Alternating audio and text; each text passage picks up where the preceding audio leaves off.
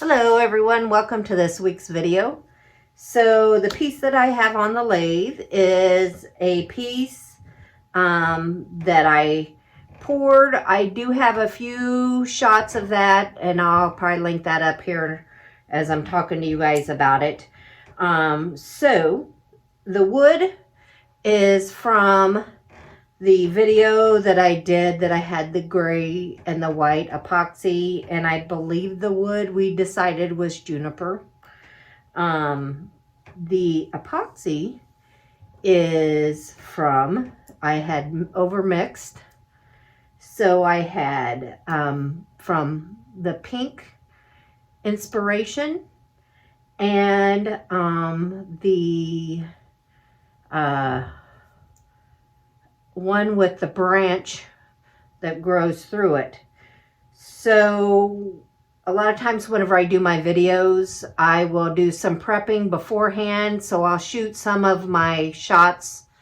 So I had cut the juniper, and the offcuts I just chucked into a bucket. So if I ever do, I always have offcuts and scrap pieces of wood set up in buckets, so if I ever do overmix on my epoxies. Well, whenever I was doing the pink inspiration, I knew I was going to do 2 pours because they were both fairly small. And whenever I mix up that much epoxy, I mixed up enough so I could do 2. Well, I overmixed. Matter of fact, I had a whole big old mess on my hands. So this one has the plum, the pink, I think 2 or 3 different colors of the pink that I used in the pink inspiration, and the white. So I'm interested to see how this comes out because, you know, the epoxies had gotten quite warm by the time I got this one poured. And you can see it's kind of wonky because I was trying to tape and get the wood down and all kinds of stuff. So I don't expect that there's going to be much wood in the bottom of this piece if I decide this to be the bottom. But yeah, so there's that. We're going to just see. We're going to see what we got. But I think that the epoxy could be really interesting in this piece and have a lot of color separation. Let me get geared up and let's get to spinning.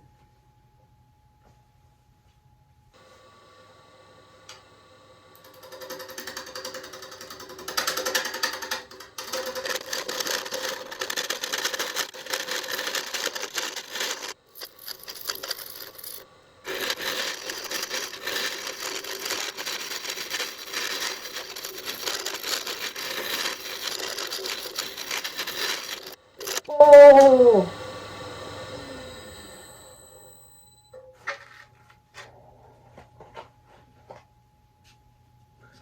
That's what happens when you get aggressive.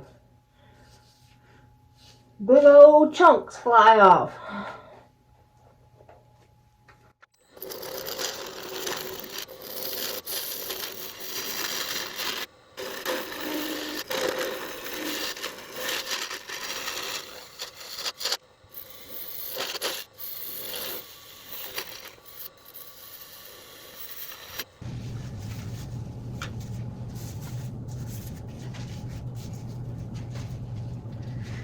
So we got it pretty much round. Let me knock away some of this wood that's on top. Like I said, it's just not going to have much wood down here because it all started to float and I was in such a rush. I had no way to get that wood pushed down into the base of it.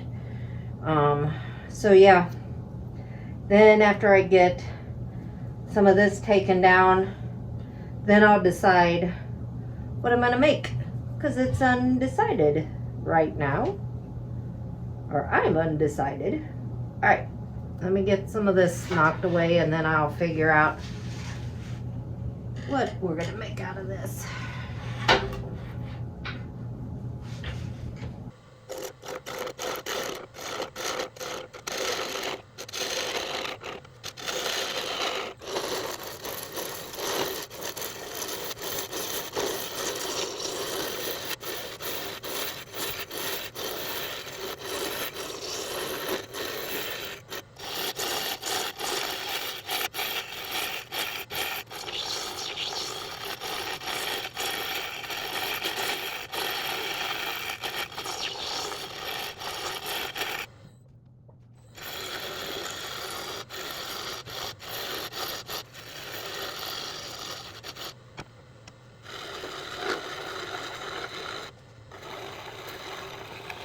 Okay, so I've stepped back for a little bit. I think this is going to be the bottom. Just because I have too much epoxy down here, and you guys, if you've watched my channel enough, or enough of my videos, you know I don't care for making a tenon or mortise with just epoxy. So there isn't a whole lot of wood up here either, but I haven't decided. I don't think I have a way to make my a mortise. It's really what I want to do on that, but I guess I could level that off, put this in the cold jaws, and then try to make, I don't know, just thinking out loud. So let me just get back and get my tools and see what this is going to look like and bring this down some more.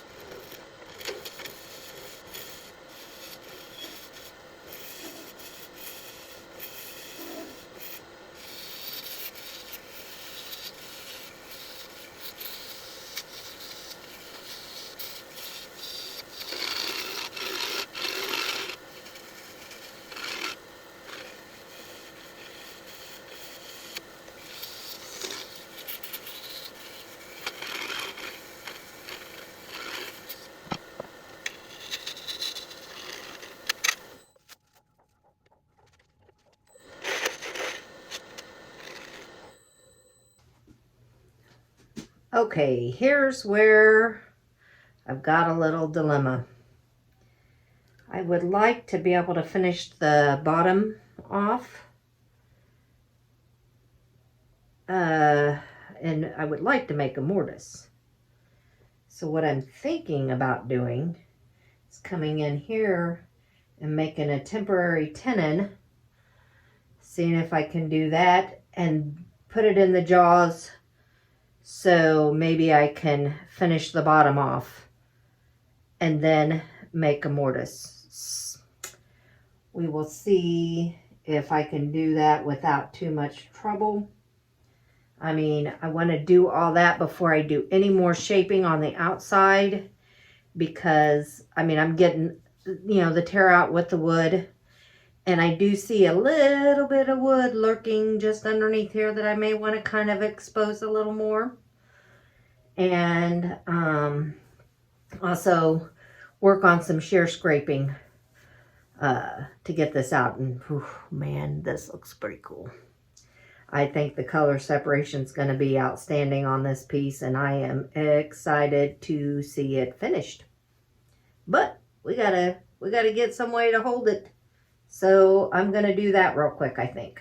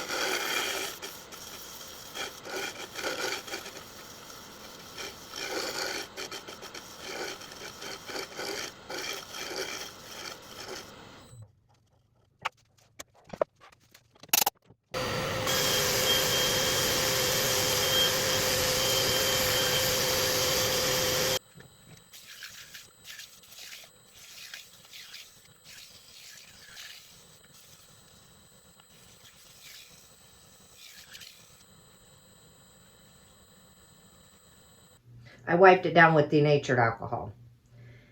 And now I'm going to go on with some sanding sealer.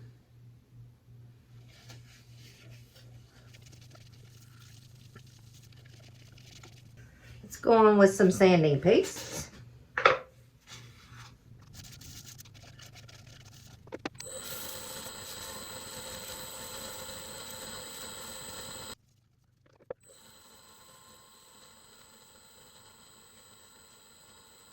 Isn't she a pretty little bowl?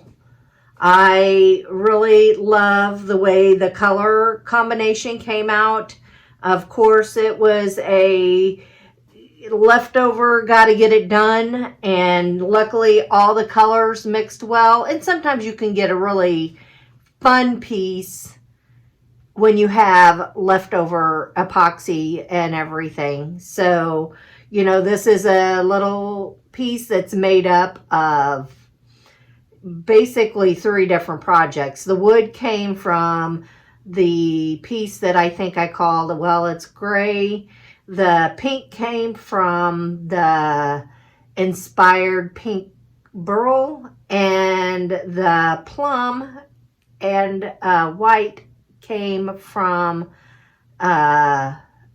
nothing but trouble, or trouble comes in small packages. Anyway, this is what made this bowl, is because I had all those pieces together at one time, and you know, really good little surprise it is. You know, it is frantic whenever you're like, oh my gosh, I gotta hurry up and get something thrown together. Whenever you have an overpour, like I said, I had the wood already in a bucket, but things were getting hot and crazy in the epoxy world whenever I I poured this one. But you know, turned out pretty spectacular. The color separation is great, and that is because the epoxy was had come up in temperature, so it was quite warm, and it was just a regular epoxy. You can't do this kind of work with a deep pour epoxy because, you know, you just have too much work time, and you're not going to get up to those temperatures to get the color separation. So let's take a look at it up close so you guys can see.